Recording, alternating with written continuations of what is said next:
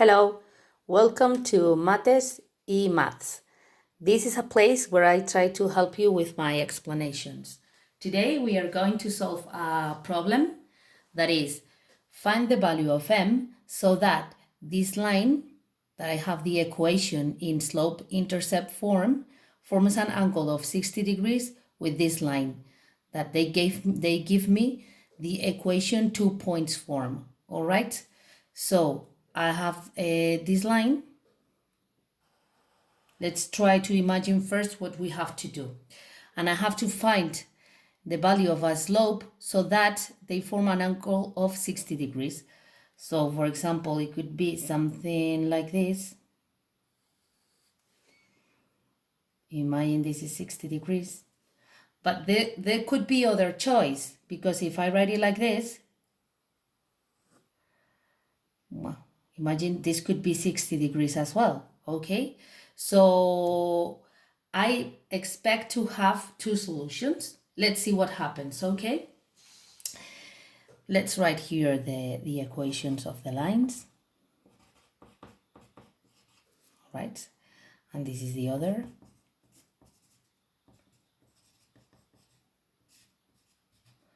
And they must form an angle between them of 60 degrees. 60 degrees, all right? So if I had two directional vectors, then I can work with a scalar product and with the angle, all right? So I will start with this one. Remember that when we studied the forms of the equations of a line, we could identify the coordinates of the points and the vector in any of the forms, all right? So in this case, we know that the vector coordinates are here. If you don't remember about this, you can have a look at the videos that I have explaining all the forms of the equations of a line, all right? So you can look for the 2 points form. Well, in fact, I recommend you to start with the vector equation of a line and go on with all the forms, all right? So one directional vector of this equation, of this line, could be this, all right? And I need a directional vector of this line. Here it is not that easy, but what I have is that my slope is m. And I know that the slope is how much I go up over how much I go forward.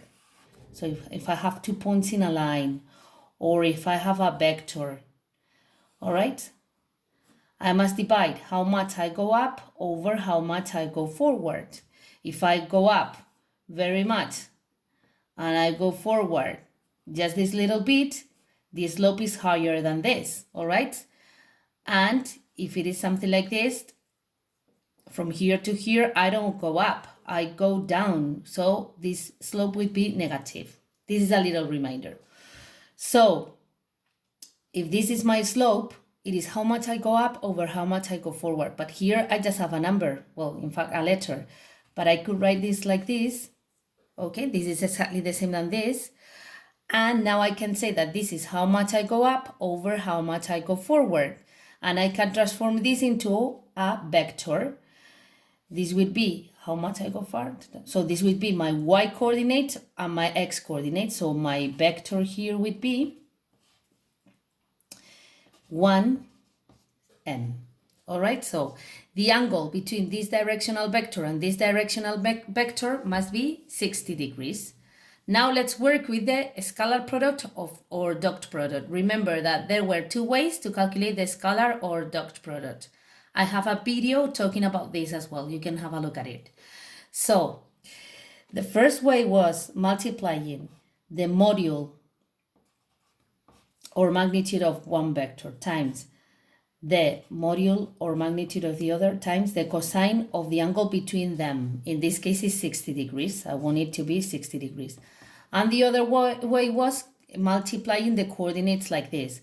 1 times 3 plus m times 4. So plus 4m in this case. Now remember that to calculate magnitudes and modules, we use Pythagoras, okay? So it would be a square root, and we are calculating hypotenuse. of 1 squared plus m squared times, and in this case it would be 3 squared plus 4 squared times cosine of 60. I know from trigonometry that cosine of 60 was 1/2. If not, you can have your calculator. You have your calculators, in fact. And then this is 3 plus 4m. All right, so let's work. Now it is just calculating. It is not comfortable, this problem. I recognize it, but you have to be patient. We have calculators, so we can do it. Now, it would be square root of 1 square. Well, 1 square is just 1, so I erase this. Plus m squared, and then times, this is 9 plus 16, that is 25, and square root of 25, that is 5, times 1/2 equals 3 plus 4m. All right? Now, what kind of this is an equation, all right? What kind of equation is this? This is an irrational equation because I have a square root here. So remember that what I have to do is isolate the square root and then square both sides. So I'm going to isolate this here. And I would have this. And then I would have 3 plus 4m. This is multiplying, it goes to the other side dividing, and this is dividing, it goes to the other side multiplying. All right? Now we can square both sides because I isolated this.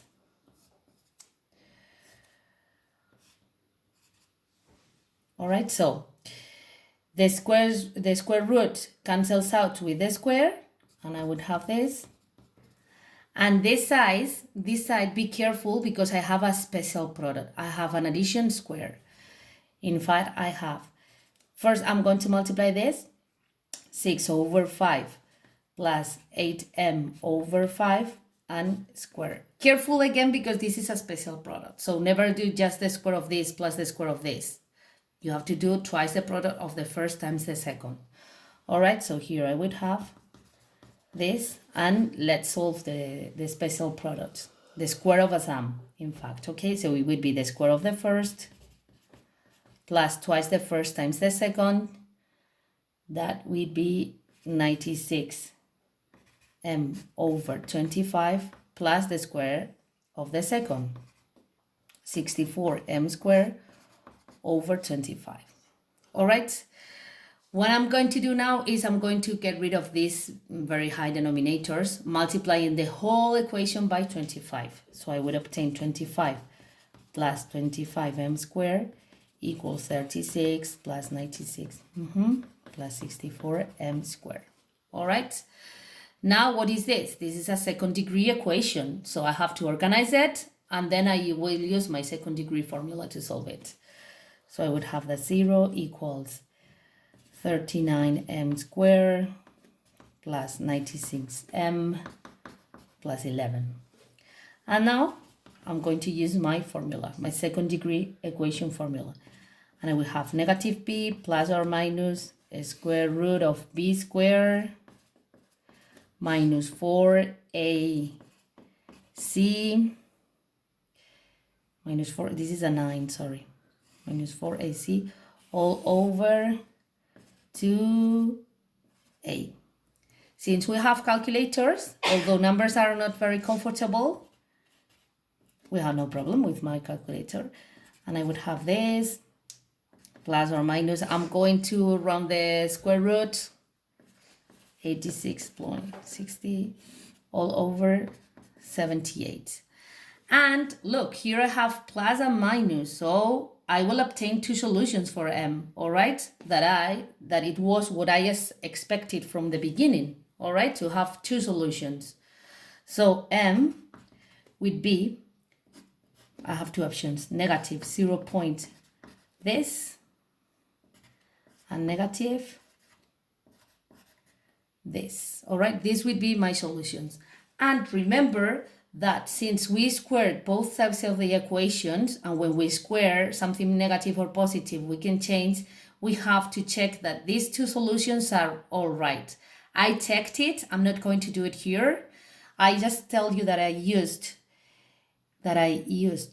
this this step or this that are the easiest to check, and both are possible. Okay, so I hope this will help. I think this exercise is one exercise you must know. All right, so thank you very much for watching this video, and I'll see you soon.